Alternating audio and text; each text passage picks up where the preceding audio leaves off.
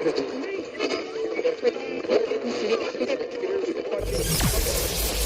ready for unique, rare, and little-known treasures from the golden age of radio.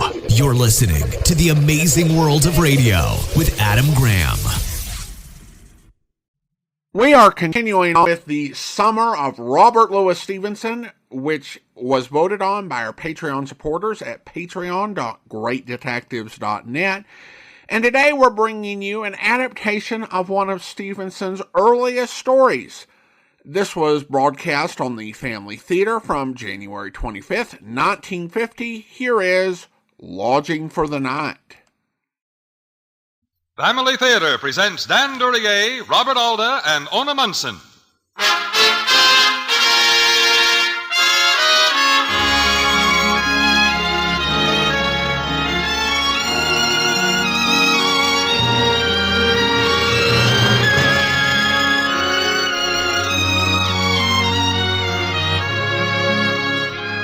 From Hollywood, the Mutual Network, in cooperation with Family Theater, brings you Robert Alda and Ona Munson in Robert Louis Stevenson's classic, Lodging for the Night. To introduce the drama, your host and narrator, Dan Duryea.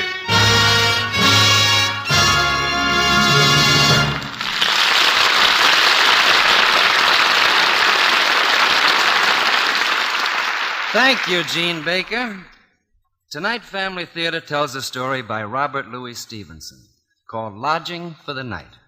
It concerns a man who was a baffling mixture of good and bad, of the admirable and the infamous.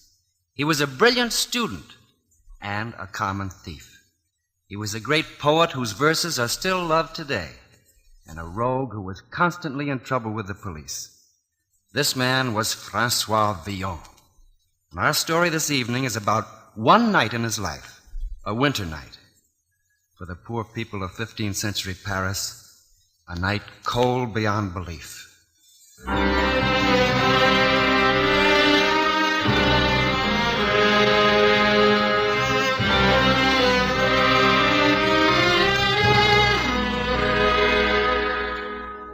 In the streets of Paris, wolves joined their howls with the whimpering of dogs and the whistling of the wind. Within Villon's apartment, a bare attic ironically next to the gallows on Saint-Denis Road, two of the thievish crew with whom he consorted were passing time by rolling dice, while the poet himself, paper and quill pen in hand, stared out the window at the macabre shadows dangling from the gallows ropes. While lords of war dined in state. Villon, close that window before we freeze to death. Listen, Montini. The wind rattling the gibbets. It's got them dancing the devil's jig up there on the gallows. Dancing without a floor. Will you close that window? Dance, my gallants, dance. You'll be none the warmer. Then I'll close it myself, Villon. But, Montini, I thought you were fond of dancing. I've had enough of your jokes, Villon. It's no joke, I assure you. One day, both of us will cut a caper on the road Saint-Denis. Some of us may not live that long. Put the knife away before you force me to draw my own. Martini, you would rather argue with a poet than continue our game. I'm leaving. Oh, you don't. Not with my money. Double or quits. Double or quits. The best of 5 throws. You can't win tonight, Martini. The black dog's on your back. While lords of war dined in state, eating their meat off silver plate. Francois, we're in trouble. Yes, so we are. I cannot find a rhyme. Francois, you've got to get out of here now. Oh, the landlord again, eh? Well, don't worry, Tabari. I'll talk him out of it. No, it's too late. He's gone for the police. Police? Did you have to write a poem to his wife? Well, I thought it might make her reduce the rent past due. Well, it's done now. Perhaps Montini can lend you enough to... No, not Montini. He's been losing to Thevenin all night. Then go to the Tavern of the Green Bottle. I'll find money somewhere. I'll meet you. But I must finish this ballad. Francois, the landlord, is insane with jealousy. No, this time Montini, don't. Oh, heaven help us. You killed him. He was cheating. No one cheats Montini. Magnificent. Double or quits. Quiet, Villon. A hanging job for every one of us. Oh. Not a bad haul. We'll divide it equally. Yes. Double for us and quits for Thevenin. Stop that laughing. Get hold of yourself, Francois. I always said he was soft. Well, here's your share, Tabari. Go on, skip. I'll take care of the poet. But I can't leave him here. This knife says you can. Don't forget, Francois. I'll meet you at the Green Bottle. On your way, Tabari. Come, I'll bolt the door after you. Now, Villon. It's not death or dying that frightens me. Only the look on that face. An empty leer at a blank ceiling. Is that what a man lives for? You're an old woman, Villon. Only one life is important to a man. His own. Not laughing now, are you? With this knife at your throat. You killed Thevenin, and then slit your own throat. We'll see who cuts a caper on Saint Denis. Villon, open up. Who is it? Hiding won't help, Villon. I brought the police. Open up! Open up or we'll break in. Well, Montini, shall we dance? Help me, Villon. You're clever. Send them away and save me. I'll give you everything. But that would be old womanish. Villon, please, I beg you. Use the window, Montini. I made handhold outside for just such an emergency. Landlord, you're disturbing my sleep. I'm dreaming of a new ballad. Goodbye, my poor dead Thevenin. I leave you my garret. It's not much, I admit, but it's like heaven in one respect. It's rent-free.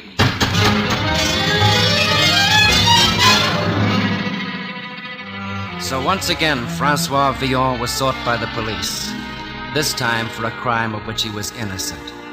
Once again, the poet was fleeing through the streets of Paris, cold, hungry, penniless. Cautiously, he made his way toward the Green Bottle Tavern to see Tabari, the only underworld friend he trusted. Tabari would get money somehow. But as he started out of an alleyway across the street from the Green Bottle, he stopped abruptly and pressed back into the shadows. Two figures stood in front of the tavern, and both spelled danger to Villon. Montini and the police. That's an odd combination. He's up to something tricky, no doubt of it. I wonder if I dare get closer. I don't understand this. How can you possibly get in? Where did he go? But how could Villon have... Villon was like a cat, I tell you. Heavens knows I'm no saint myself. Police know that also, Montini. Yes. But when I saw Villon stab that fellow over a handful of pennies, I said to myself, Montini, the poet's gone mad. You'd better turn him over to the police. Rest easy, Montini. We shall take care of him. Of course. Sweet, lovable Montini. Fitting my neck for his rope. Please, sir, have mercy. What? Who? A trifle, sir. A centime. So you want some money, do you, lad? Only enough to buy a baker's roll, sir. Well, you shall have it. May the angels bless you. But you shall have to earn it first. That tavern across the street. There's a man inside. Scar on his right cheek. Name of Tabari. Do you have that? Yes, sir. Get him over here to me, without the police spotting him. And you'll have earned yourself a nice reward. Fool the police, huh? Well, this is my business. You just keep that reward warm.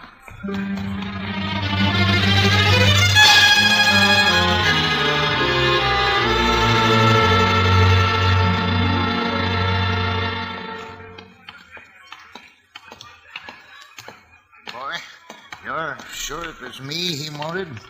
What was his name? He'll tell you himself. He's right in there, in the doorway. Tabari. Francois.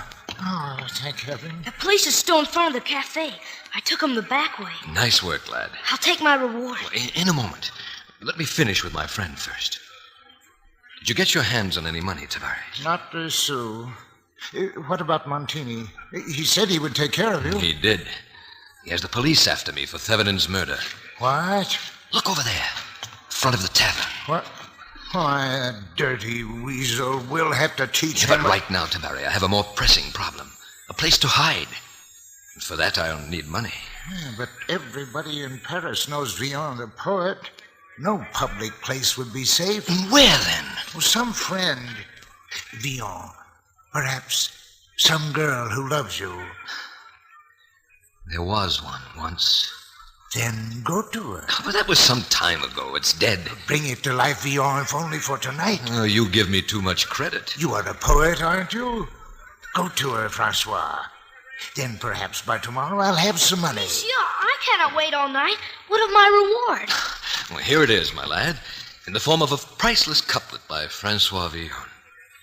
A man afraid has no conscience. Take his word, you take nonsense. What? What's all this? Where's my money? Explain things to the lad, will you, Tabari? I'm off to try to bring the dead to life. No, you don't. I want my...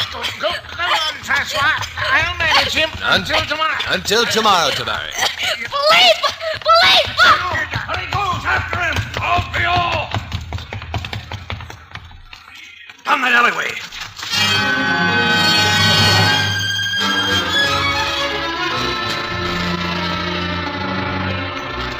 You fools, you've lost him. Don't worry, Montini. We'll get him. Surround the area. We'll search it house for house.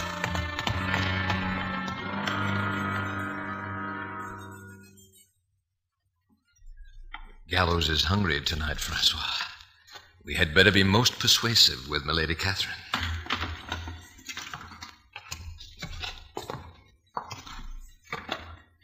Milady looks lovely asleep. I'd almost forgotten how lovely you were, Catherine de la Salles.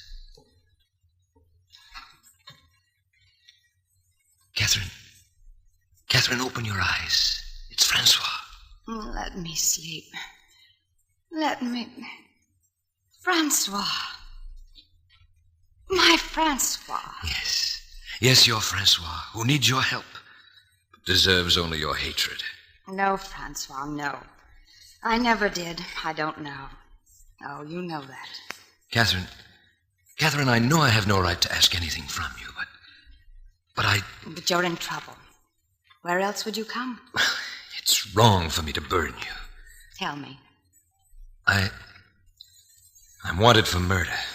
Murder? It was not my doing, you must believe me. Oh, my frantic Francois. Always in some scrape. I knew that someday, well, I didn't know how or why, but you'd come back to me. But you're half frozen. Let me get you a robe.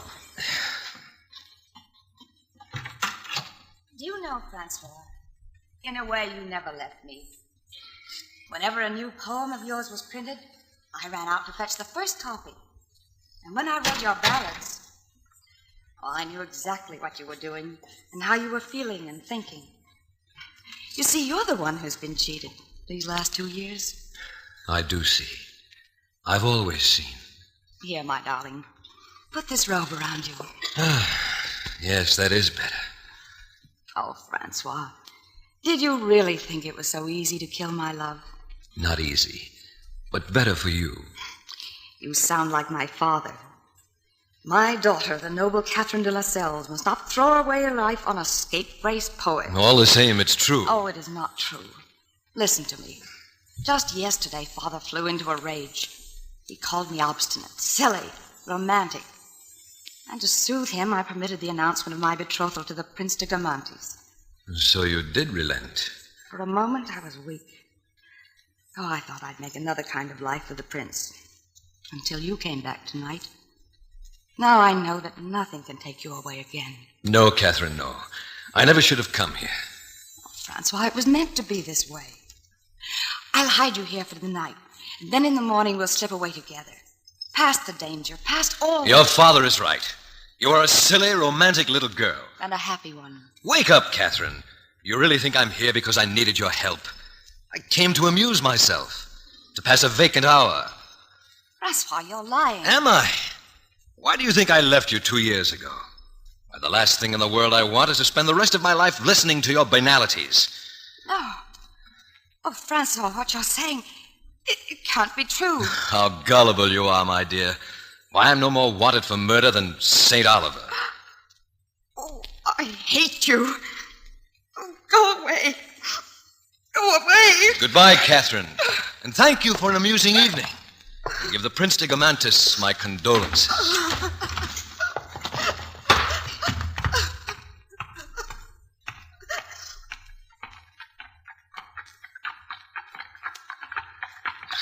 Dear Francois, could you not have chosen a better time to be gallant? Oh, come, this is hardly the moment for a soliloquy. The police are still about. Perhaps if I can reach that alleyway without being seen.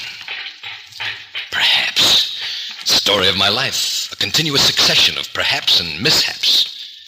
Might be a ballad in that. Oh, later, Francois, later. Right now you've a neck to save, and by odd coincidence it's your own. A few more steps now, and I'll be... There he is! Villon! Oh, the devil!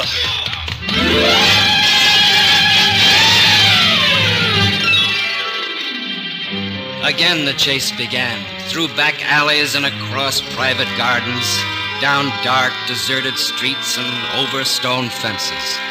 And what its melancholy end would be, Villon knew well, unless he found refuge. He was one man, his pursuers many. He could stay ahead of them for a while, but eventually... And then he saw a street-level window slightly ajar. It was a chance. Heaven only knew what was inside, but it was his only chance.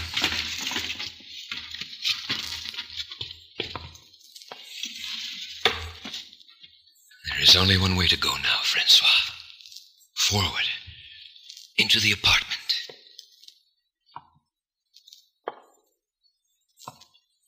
Whoever it is, the tenant is rich. With luck, perhaps a wealthy widow who would... There I am again. Perhaps. Anyway, it's quite evident that this is a man's apartment. And I'm about to meet the man. There's a light behind that drape.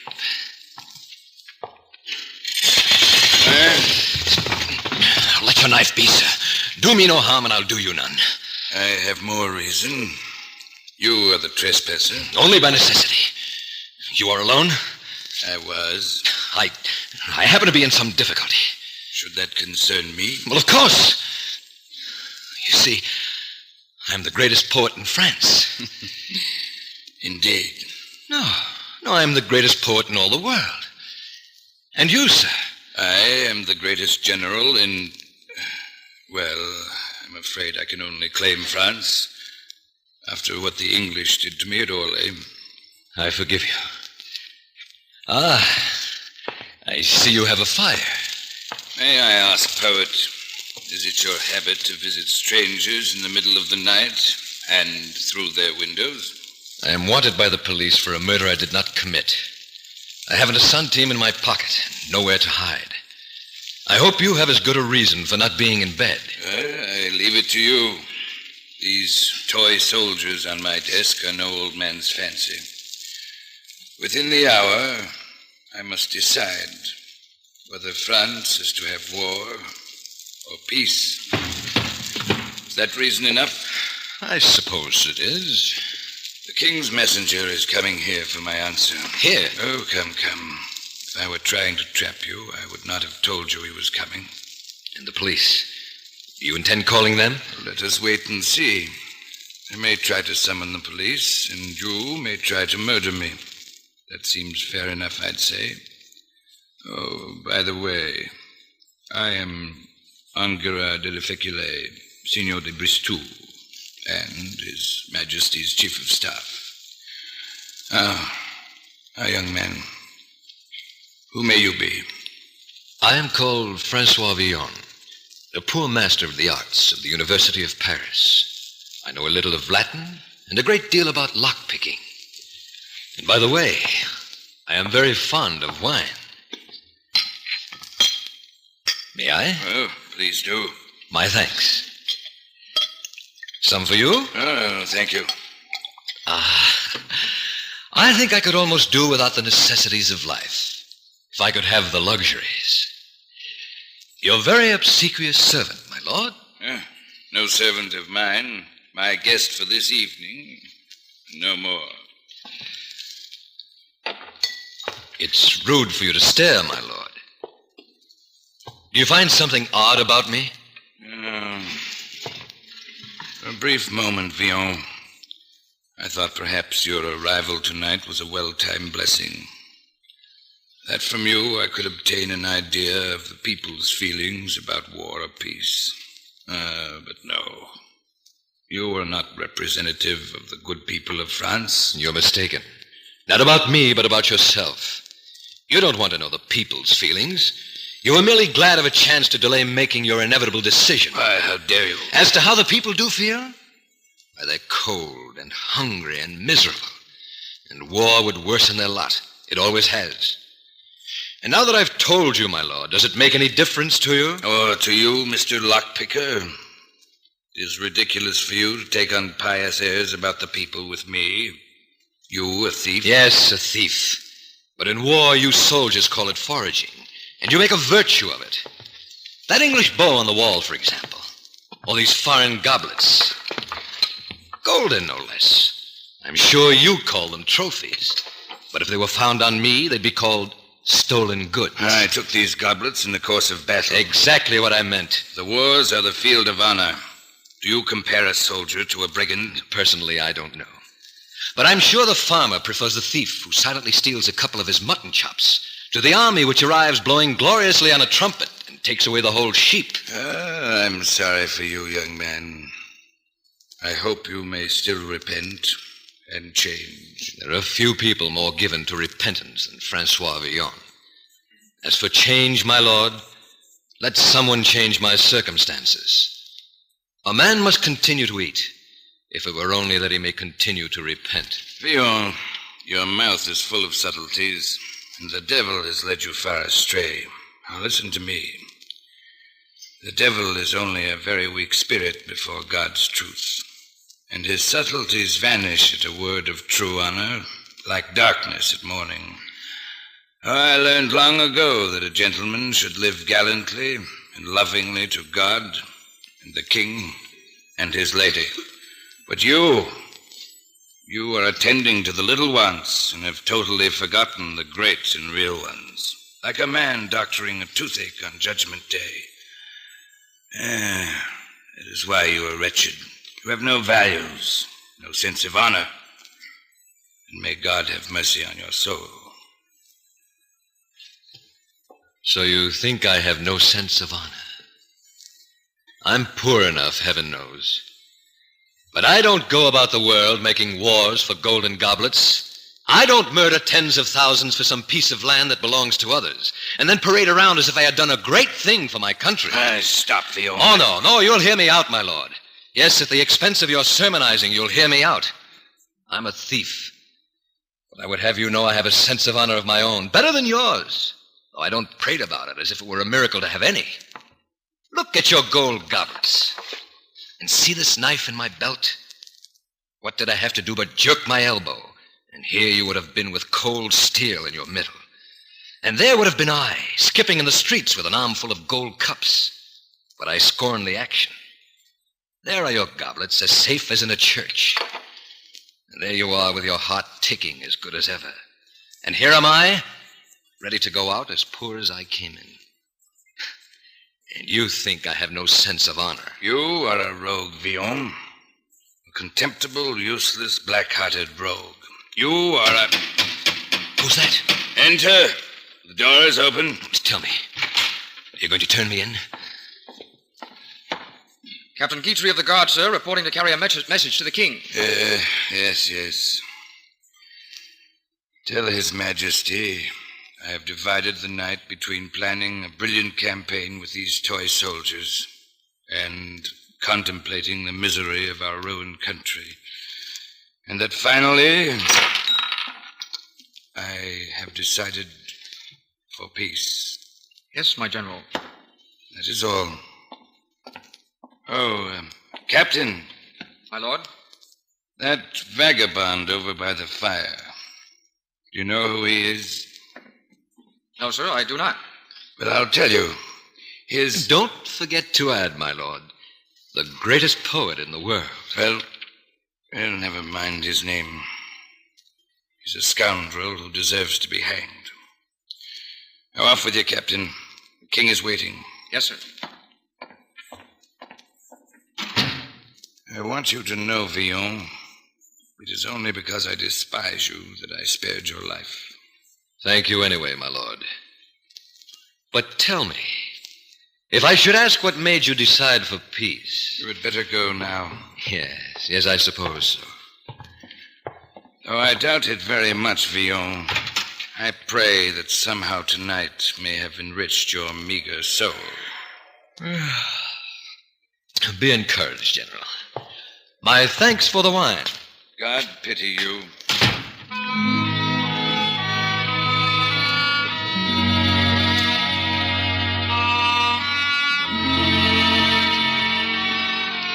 So Villon went back into the streets. The cold night was ending, the police hunt slowly dissipating, and for the moment, Villon was safe. Safe for more ballads and for more impudent villainies. Morning found him waiting in a doorway across from the Green Bottle, his cape still wrapped around him as when he left the General's apartment. Please, sir, have mercy. A trifle, a centime. Oh, thank you, sir. Here, lad. Oh, thank you, sir. Oh, it's you! Police! Easy, my boy. I've come back to give you your reward. Here, see what I have inside my cape for you. A handsome goblet. Why, it's gold. Well, naturally. You stole it. Oh, no. It's a trophy. Taken honorably on the field of battle. Take it along, lad. It'll bring you a nice price at the pawn shop. And though I doubt it very much, I pray that somehow it will enrich your meager soul.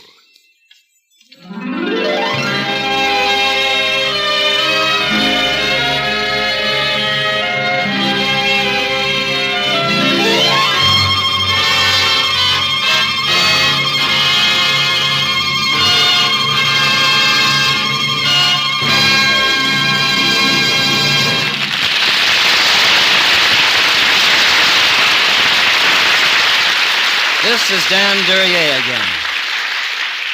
What Villon most needed in his desperate search for refuge, in fact, in his very life, was not a place of hiding, but the security of a home. For all of us, there's no security like the security of a happy home. And what's the chief source of that security? It's prayer. Daily family prayer. Prayer that supplies a foundation for all the relationships within the home, that brings peace and love and understanding to the family circle, that makes the homes of our day strong against all the forces that threaten to disrupt them. Prayer, which welcomes God into the home and acknowledges the dependence of all its members upon him. That is the mortar and the timber and nails that make a house a home. That is security. Again, we remind you, the family that prays together stays together. More things are wrought by prayer than this world dreams of.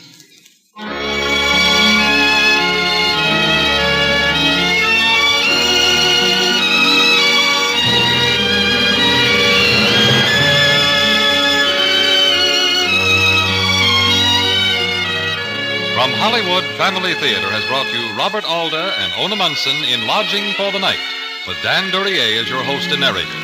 Others in our cast were Tyler McVey, Charles Russell, Robert Griffin, Ed Holden, Robert Bruce, Jeff Silver, and Raymond Burr. This adaptation of Robert Louis Stevenson's familiar classic was written by Andrew Michaels, with music composed and conducted by Henry Mancini, and was directed for Family Theater by Jaime Del Valle. These Family Theater broadcasts are made possible by the thousands of you who felt the need for this type of program, by the Mutual Network which has responded to this need, and by the hundreds of stars of stage, screen, and radio who have so unselfishly given of their time and talent to appear on our Family Theater stage. To them and to you, our humble thanks. This is Gene Baker expressing the wishes of Family Theater that the blessings of God may be upon you and your home, and inviting you to join us next week at this time when your Family Theater will present Lloyd Nolan, Betty Lynn, and John Howard in another of Stevenson's classics, The Black Arrow. Join us, won't you?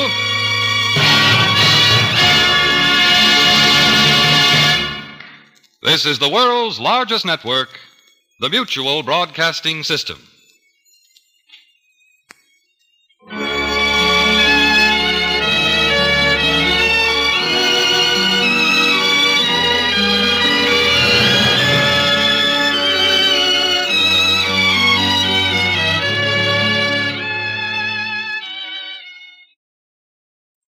Welcome back. This was Stevenson's second short story ever published, but there is already a sense of many of his strengths as a writer in creating interesting but flawed characters. And you also have that sort of sympathy for common people, as well as a concern for justice, which is also present in his work. I thought the conversation between Villon and the general was well done. Both were given points of view and reasonable arguments, although they talk past each other to an extent. There's no real direct rebuttal. They kind of argue for their own point without dealing with what the other said. But that's the way these things go. And you can imply that their arguments did have an effect to an extent. You take the general's decision not to go to war, and then Villon giving the boy the money that he'd promised, showed that maybe they had a slight effect on each other. Raymond Burr was actually great in this. Like everyone else other than Robert Alda, he was only in it for a few minutes, but he really left an impression. This was many years before Perry Mason, and he was just a working actor who could take on whatever role was needed and did really well in authoritative roles. And he played a lot of these sort of generals and kings on family theater. But given the right part, he could leave a very powerful impression as he does here. Now, of course, as host of the Great Detectives of Old Time Radio, this was interesting for featuring Dan Duryea as the host and narrator, who was far more laid back than the hard-boiled character he played in Man from Homicide.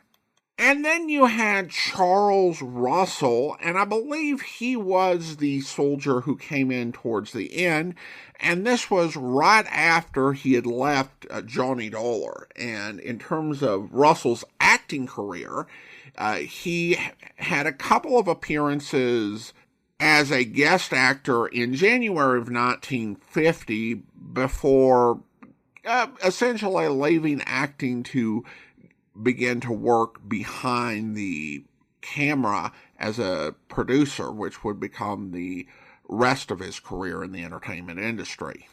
Well, now it's time to thank our Patreon supporter of the day, and I want to thank Tom, Patreon supporter since January 2021, currently supporting the podcast at the Shamus level of $4 or more per month. Thanks so much for your support, Tom, and we will be back next week with another story from Robert Louis Stevenson. In the meantime, do send your comments to box 13 at greatdetectives.net. From Boise, Idaho, this is your host, Adam Graham, signing off.